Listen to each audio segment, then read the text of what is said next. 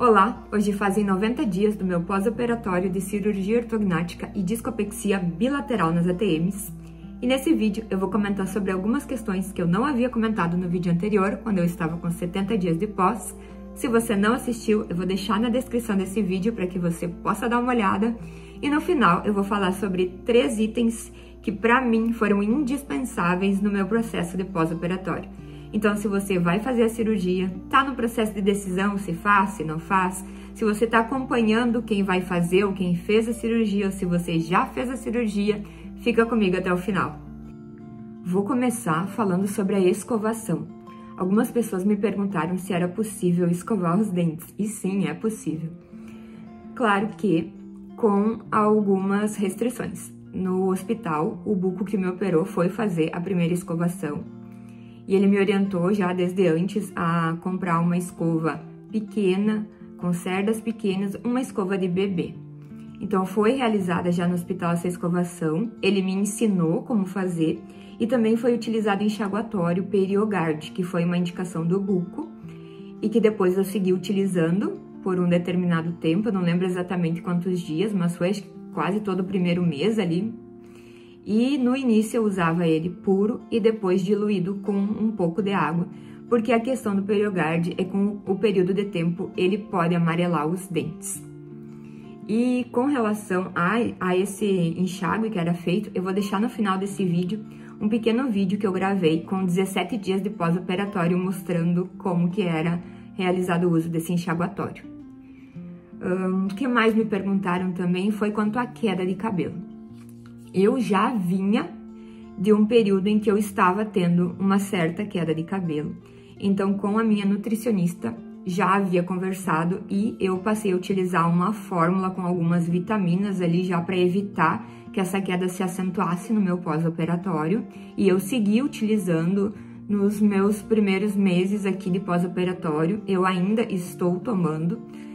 Claro que logo depois da cirurgia foi feita uma fórmula em sachê para que eu pudesse tomar em líquido e agora eu tô usando em cápsulas. Mas na primeira semana, quando eu fui lavar os meus cabelos, tive uma queda bem acentuada. Só nessa primeira lavagem, que foi a maior queda que eu tive, que eu olhei assim e pensei, nossa, se continuar caindo desse jeito até o final desse pós-operatório, eu acho que eu vou ficar quase que careca. Mas depois, já conforme foi melhorando a alimentação, e já foi melhorando também a queda, e hoje eu posso dizer que ela tá do jeito que ela tava antes do pós-operatório. Então, ela não tem aí uma queda muito mais acentuada, porque já tô me alimentando bem, já continuo usando a vitamina, então nessa questão tá estável. Com relação à fisioterapia, eu continuo fazendo físio, e teve 2 pessoas com quem eu conversei que elas pararam de fazer sem terem recebido alta. Pararam de fazer por questão de custos, por questão de desânimo. E o que eu posso dizer, não desista, não pare no meio do caminho, porque a físio é muito importante. E você vai parar no meio do caminho depois de ter feito uma cirurgia dessas, sem estar com uma abertura de boca normal, por exemplo. Eu digo assim, não desista. Realmente, depois, se você desistir para você voltar, pode ser um pouco mais difícil. Você já vai estar ali um determinado tempo sem fazer os exercícios. Então, continue fazendo. É muito importante. A físio também já havia me orientado desde os primeiros dias ali no pós-operatório, no hospital.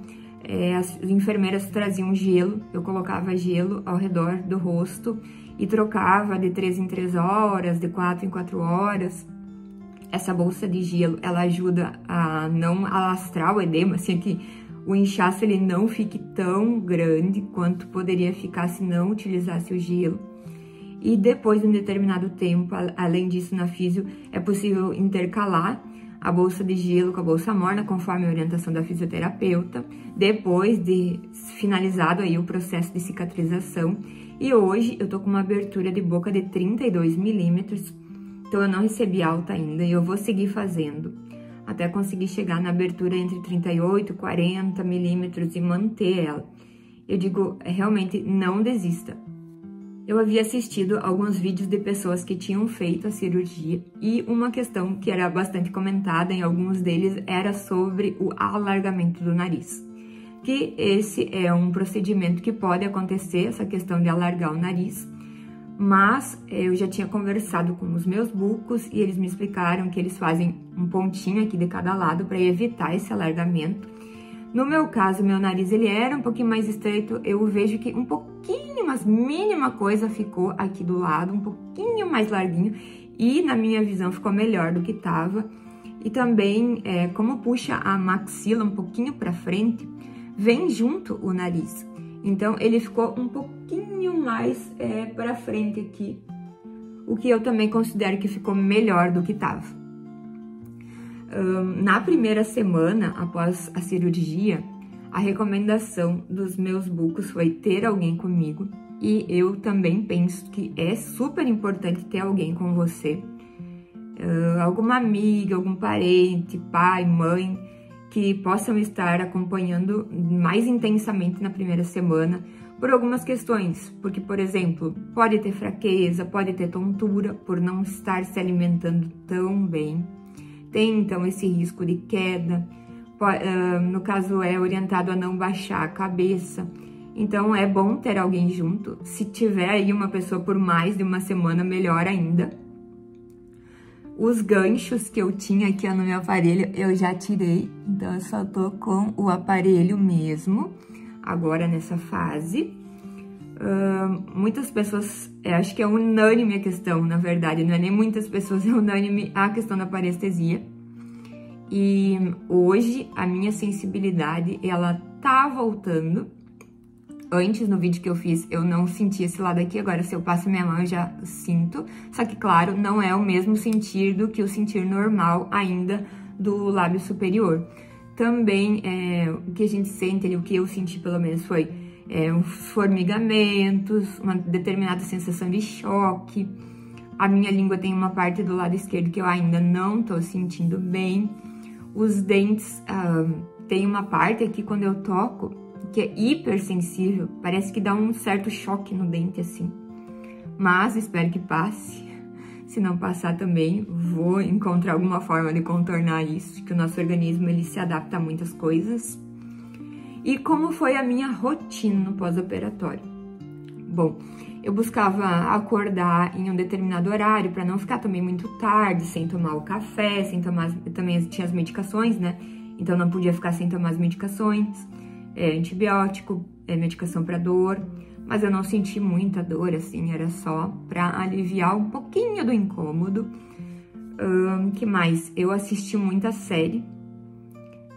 Não tente ser super produtivo no teu pós-operatório. Eu tinha pensado em fazer algumas coisas de assistir aula, de trabalho online, alguma coisa assim, mas realmente eu preferi assistir série, ler, para ficar um pouco mais descontraída a situação. E sobre a mala para levar no hospital e os 3 itens que eu comentei que eu considerei indispensáveis no meu pós-operatório. Bom, na mala eu coloquei roupas que me deixariam me sentir confortável, porque eu só queria estar confortável no pós-operatório. E nela eu levei os 3 itens, então. Claro que tem muitas outras coisas que a gente precisa ali, mas esses 3 eu considerei extremamente indispensáveis. Eu não me lembro se eu usei o primeiro já no hospital, mas para dormir em casa fez toda a diferença, que foi esse travesseiro em U de viagem, maravilhoso. Eu colocava ele para dormir, porque a orientação é não dormir de lado.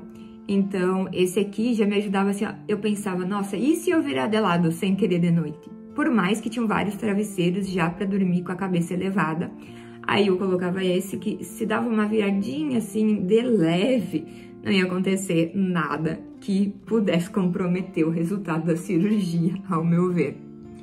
Outro item indispensável, muito utilizado para ajudar na limpeza do nariz, foram os cotonetes, que eu utilizava todos os dias. E, bom, após a cirurgia, os lábios ficam ressecados, tá ali com a boca inchada, então um hidratante labial extremamente importante.